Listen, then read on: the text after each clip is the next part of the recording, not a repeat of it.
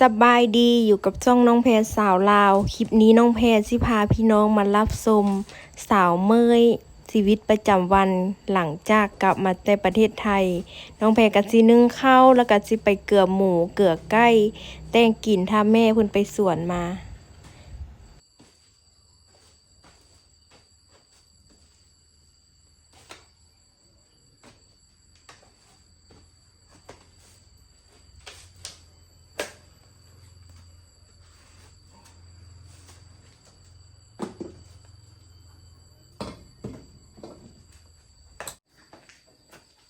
เขาสิเอาลำไปเกลือหมูวันนี้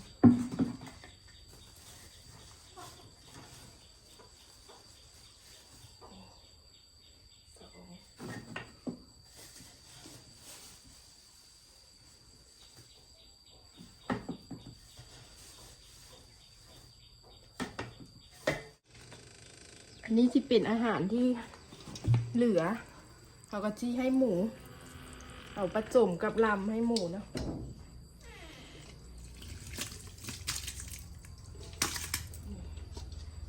เขาที่ผสม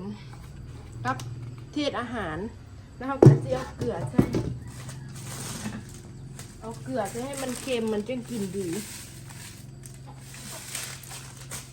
เนี่ยเขาก็ผสมน้ำ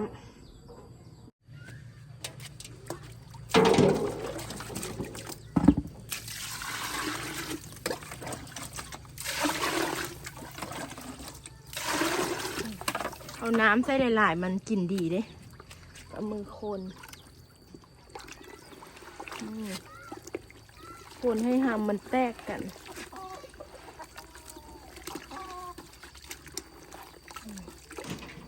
เอากลับไปเทให้หมูแบบนี้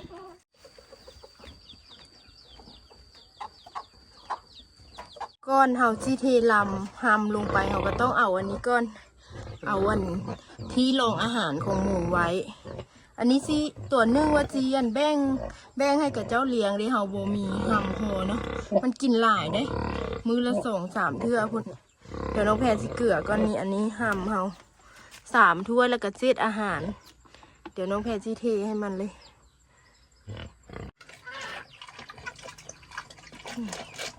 มันกินน้ำหลายเด้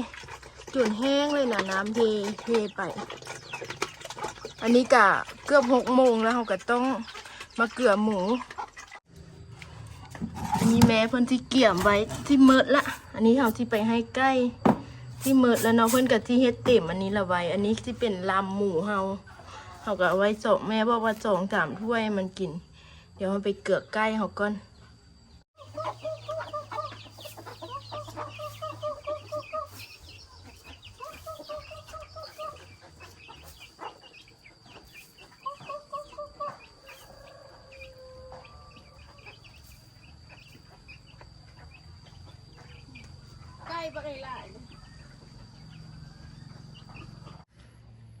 น้องแพรเกลือหมูเกลือไก่นึ่งข้าวเดี๋ยวเราก็สิต้มอึ้งมื้อนี้นะ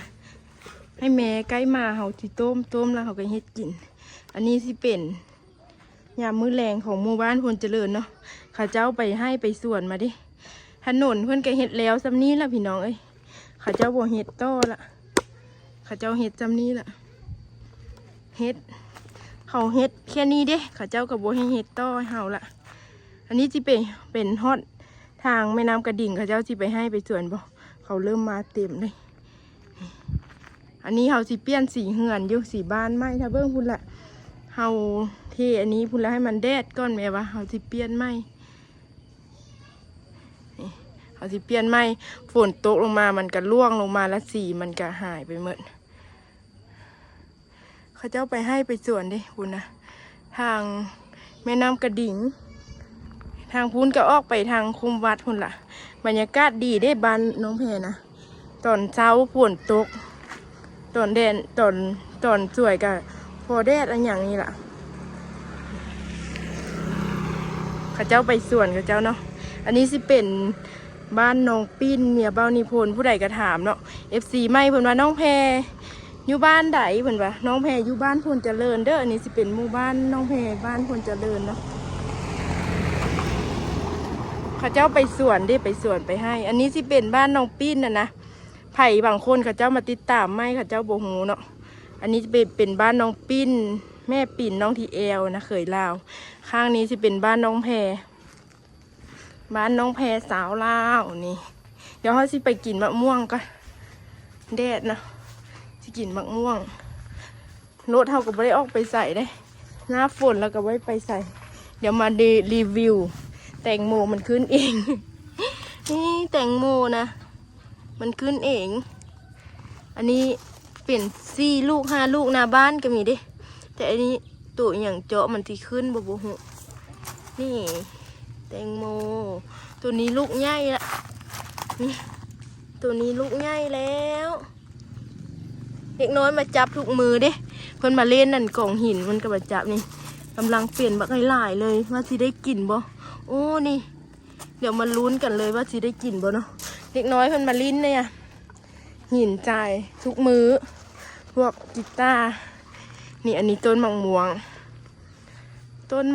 น้องแพรอันนี้ตอนที่น้องแพรซื้อที่ดินตัวนี้น้องแพรมาปลูกไว้ต้นมะม่วงต้นอันนี้สิเป็นร้านเด้ร้านขายของชำขายเครื่องตอนน้องแพรขายตอนนั้น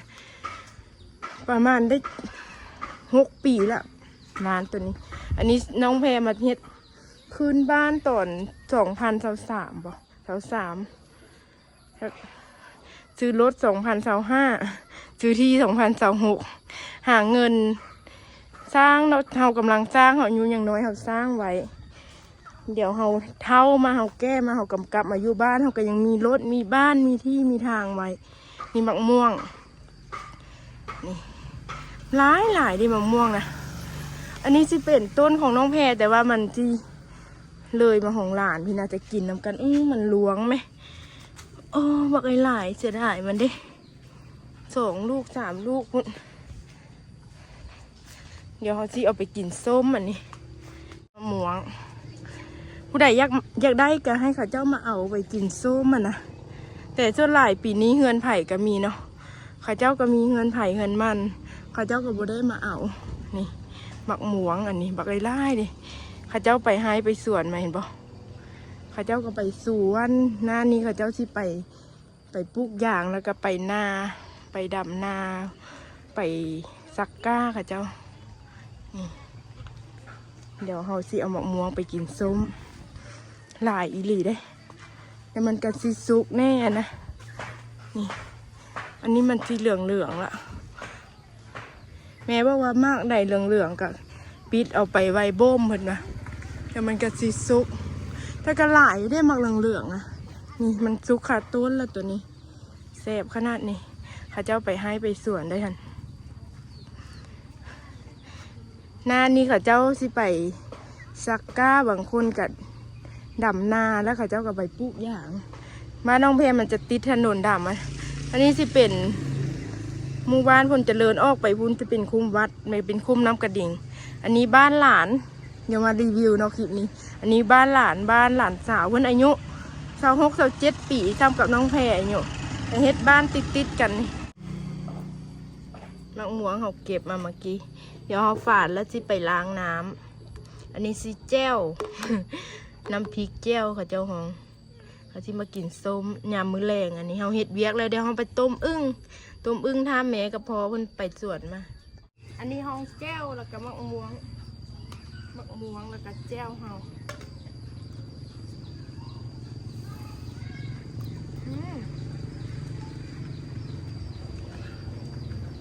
เปรี้ยว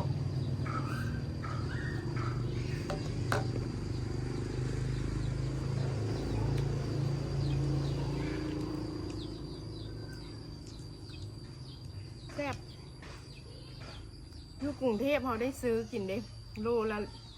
20-30 บาทเนาะอยู่บ้านเขาปลูกอยู่พูนเขาบ่ได้ปลูกได้เขาอย่างเขาก็ได้ซื้อกินหมด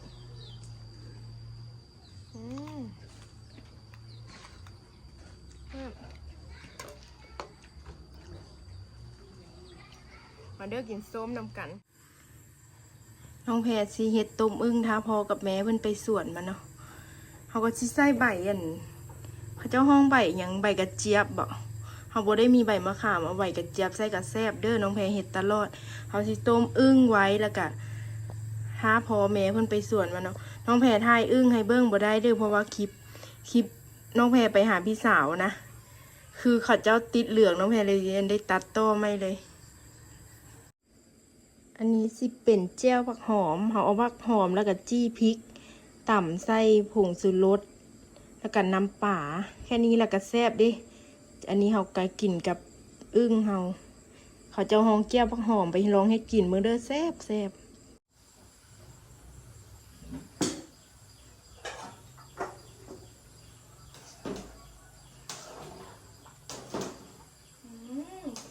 ขนาดตุ่มอึ้ง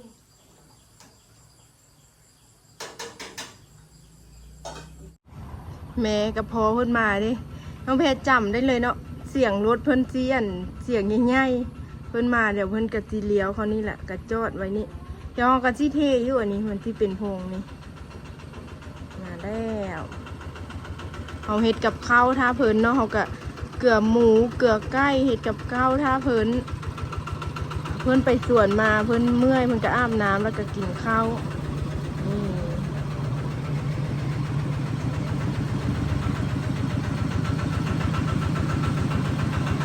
เอาลังเบียร์ใส่ได้เอาลังเบียร์ใส่ต้นอย่างมันจังบ่หักเพิ่นก็มาฮอดแล้วน้องแพรก็ต้มอึ้งไว้ท่าเพิ่นเดี๋ยวเพิ่นอาบน้ำเพิ่นก็ได้กินข้าวจังซี่นะถ้าน้องแพรบ่อยู่เพิ่นมาสวนมาเพิ่นก็ได้เฮ็ดเองจังซี่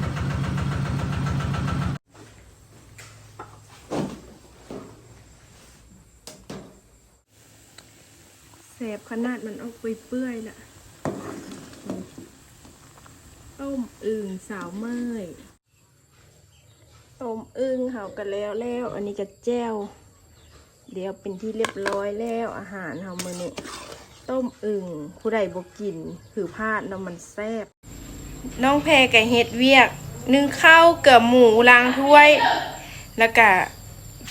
เฮ็ดแต้งกินให้แม่เรียบร้อยแล้วเนาะฝากติดตามช่องน้องแพรสาวลาวได้เด้อพี่น้องพ่อแม่เพิ่นก็ไปสวนมาน้องแพรก็เฮ็ดกับข้าวท้าเพิ่นเนาะน้องแพรบ่ได้ไปมื้อนี้ฝากติดตามช่องน้องแพรสาวลาวได้เด้อบ๊ายบาย